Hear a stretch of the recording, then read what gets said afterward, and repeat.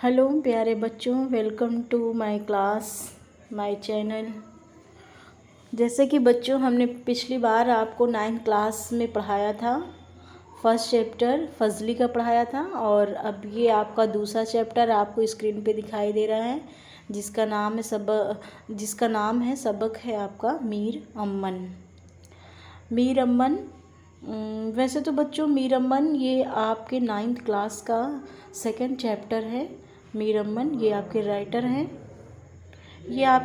हैं, लेकिन ये राइटर आपके हर क्लास में काम आ सकते हैं। कोई भी एग्ज़ाम आप देने जा सकते हो तो उसमें मीर अम्मन आपका पूछा जा सकता है। इसमें बहुत सारे सवालात हैं जो आपको मीर अम्मन से मिल सकते हैं। ठीक है, तो हम शुरू करते हैं। Mir Amman. Fort William college, जैसे कि दिखाई दे रहा आपको स्क्रीन पे, फोर्ट विलियम कॉलेज 1800 में कलकत्ता में कायम किया गया। फोर्ट विलियम कॉलेज बच्चों ये बहुत ही पुराना कॉलेज है जो कि कलकत्ता में बनाया गया था, सन 1800 में बनाया गया। अब इस कॉलेज की ज़रूरत क्या पड़ी हम आपको बाद में बताएंगे, जब ख़त्म होने वाला लेसन रहेगा तब बता देंगे। पहले हम मीर अम्मन के बारे में जान लेते हैं। इस कॉलेज में काम करने वालों में सबसे मशहूर, जब ये कॉलेज बना तो इस काम करने वालों में सबसे मशहूर शख्स कौन है, वो है, इनका नाम जैसे आप देख रहे हो मीर अम्मन है। अफसोस है कि इस बात का यहाँ पे भी अफसोस किया गया कि उनके हालात हमें बहुत कम मालूम हैं। उनका तखल्लुस लुत्फ़ था। वैसे तो इनका नाम लोग मीर अम्मन से जानते हैं, लेकिन जो ये तखल्लुस लिखते थे अपना, ये देखो दिखाई दे रहा है स्क्रीन पे, इनका तखल्लुस क्या था, लुत्फ़ था। लेकिन इस तखल्लुस को आज भी बहुत कम लोग जानते हैं। इसकी वजह ये भी हो सकती है कि उस ज़माने में फोर्ट विलियम में ही मिर्ज़ा अली लुत्फ़ नामी शायर भी मौजूद थे, क्योंकि जब ये फोर्ट विलियम आपका कॉलेज चल रहा था तो उस ज़माने में एक बहुत ही मशहूर शख्स थे जिनका नाम था मिर्ज़ा अली लुत्फ़। ये उस समय बहुत ज़्यादा मशहूर थे और मीर अम्मन शायद कम मशहूर रहे होंगे, इसीलिए उनको नहीं जाना जाता था।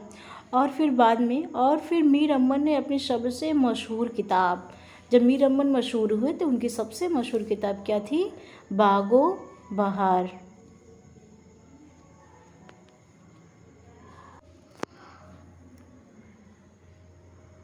हाँ तो बच्चों हम दिखा रहे हैं आपको मीर अम्मन की मशहूर किताब, हम अंडरलाइन कर दे रहे हैं ताकि आप उस किताब को देख भी सकें। इसका नाम है बागो बहार। ठीक है, बागो बहार में आगे देखिए, अपना तखल्लुस नहीं इस्तेमाल किया है। फिर आगे है, मीर अम्मन दिल्ली के रहने वाले थे। जब मीर अम्मन कहाँ के रहने वाले थे, मीर अम्मन दिल्ली के रहने वाले थे। जब दिल्ली में हालात ख़राब हुए तो वो कलकत्ता पहुँचे और वहीं रहने लगे, क्योंकि दिल्ली में उस वक्त गदर का वक्त हो गया था, लड़ाई का वक्त हो गया था। तो दिल्ली के जब हालात ख़राब हुए तो वो फिर आकर कलकत्ता में रहने लगे। फिर आगे देखिए, मीर बहादुर अली हुसैनी के तवस्त से फोर्ट विलियम पहुँचे और गिलक्रिस्ट की फरमाइश पर उन्होंने फ़ारसी की मशहूर किताब किस्सा चहार दरवेश, ये देखिए नाम है किताब का, जिसका नाम है किस्सा चहार दरवेश, को उर्दू में लिखा और बागो बहार का नाम रखा। तो ये जाते हैं मीर बहादुर अली हुसैनी की हेल्प से वो फोर्ट विलियम में पहुंचते हैं। और जो ये नाम आपको दिखाई दे रहा है गिलक्रिस्ट उस वक्त जो थे वो फोर्ट विलियम के प्रिंसिपल थे, गिलक्रिस्ट। ठीक है बच्चों, तो उन्हीं की मदद से मशहूर किताब जो कि वो किताब फ़ारसी में लिखी जाती है और उसका नाम रखा जाता है किस्सा चहार दरवेश। उस किताब का क्या नाम रखा जाता है, किस्सा चहार दरवेश, को इन्होंने उर्दू में लिखा और उसका नाम बागो बहार रख दिया। यानी कि ये जो किताब है इसको ट्रांसलेट किया गया। आपको समझ में आ रही बात, किस्सा चहार दरवेश ये पहले फ़ारसी में थी और इसको फिर ट्रांसलेट उर्दू में कर दिया गया और फिर उर्दू में ट्रांसलेट करके इसका नाम क्या रख दिया गया, बागो बहार रख दिया गया। बागो बहार ये बहुत ही मशहूर है। ये आगे भी आपको पूछी जाती है कि बागो बहार जो है किसकी किताब थी और कैसे फ़ारसी में इसका ट्रांसलेट हुआ, सारी चीज़ें बागो बहार से बहुत सारे सवाल आपके बनते हैं। बागो बहार तब वो उसी वक्त फ़ौरन ही बहुत मकबूल हो गई, यानी कि बहुत मशहूर हो गई, और आज तक उसकी शोहरत और मकबूलियत बरकरार है और आज भी लोग उसकी शोहरत के कायल हैं। फिर आगे देखिए बागो बहार की अब खूबी क्या है। बागो बहार की सबसे बड़ी खूबी ये है कि इसमें किस्से आसान और दिलनशी ज़बान में बयान किए गए हैं। मतलब इसमें जो कहानी बताई गई है वो बहुत ही, आप पढ़ेंगे तो आपको बहुत अच्छी और आसान ज़बान में बताई गई, जिससे आपको भी पढ़ने में अच्छा लगेगा। दास्तानों की तरह इसमें वाक़यात, जैसे आप आगे बहुत जब डीप पढ़ेंगे, बहुत अच्छे से जब बड़े क्लासों में पढ़ाएंगे, तब उसमें आपको आएगा कि दास्तान क्या होता है, प्लाट क्या होता है। हाँ, जैसे ड्रामा हम तो सिर्फ नाम उसका सुने रहते हैं, लेकिन ये बनती कैसे है उसके बारे में बताया गया। जैसे दास्तानों की तरह इसमें वाक़यात भी हैं, मनाजिर की तफसील भी है। कहने का मतलब है कि जैसे हम जब पढ़ते हैं तो जो मंज़र हमारी आंखों के सामने आता है, जैसे पूरा ड्रामा जैसे होता है, बैकग्राउंड जिसको हम कहते हैं, है ना, तो उसके जो मनाजिर की तफसील भी है उसमें, और रस्म व रिवाज और रहन सहन का भी ज़िक्र मिलता है, सारी चीज़ें उसमें मिलती हैं। आगे मैं आपको दिखाऊंगी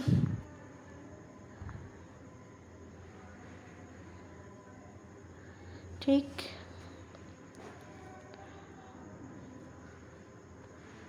अलिफ लैला के किस्सों की तरह इसमें एक किस्सा कहने वाला है, बल्कि बाद जगह तो इसमें किस्से के अंदर दूसरा किस्सा शुरू हो जाता है। जैसे आपने अलिफ लैला देखा होगा ना, तो उसमें बहुत छोटे छोटे से अच्छी अच्छी कहानी और किस्से हैं।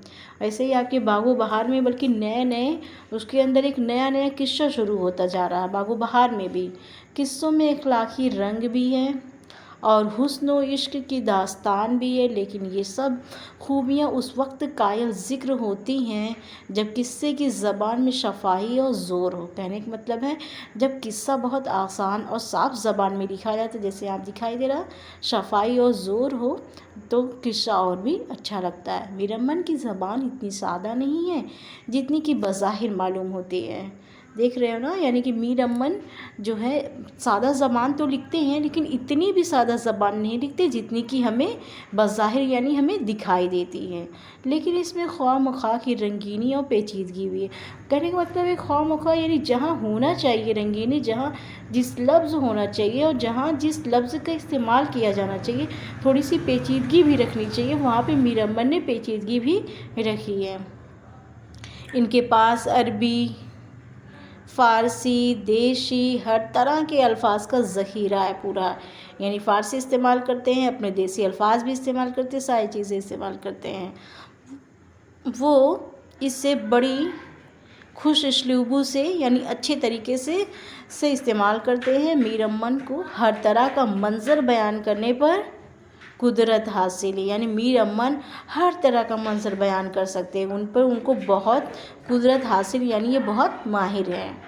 अब क्या बताया जा रहा है, चौथे दरवेश शेर का जो हिस्सा पेश किया जा रहा है, इसमें मीर अमन तहरीर की सब खूबियाँ नज़र आती हैं। आगे जो आपका सबक है, जैसे कि मीर अमन तो हो गए, इनकी हालात ज़िंदगी, यानी कि ये जो राइटर हमारे हैं, और ये राइटर हम लिखा कौन सा है, उस सबक का नाम क्या है, जैसे आपको दिखाई दे रहा है, किस्सा चौथे दरवेश का। किस्सा चौथे दरवेश का, ठीक, का जो हिस्सा पेश किया जा रहा है, इसमें मीर अमन की तहरीर की सब खूबियाँ नज़र आती हैं। यानी ये इस कहानी को पढ़ के आपको सारी खूबियाँ मीर अमन की पता चल जाएंगी। हाँ, तो हम एक बात और आपको बताना चाहते हैं, जो हमने आपको शुरू बताया था कि फोर्ट विलियम कॉलेज क्या है, तो हम एक बार फिर बताते हैं, जो कि आपके एंट्रेंस के लिए बहुत इंपॉर्टेंट है।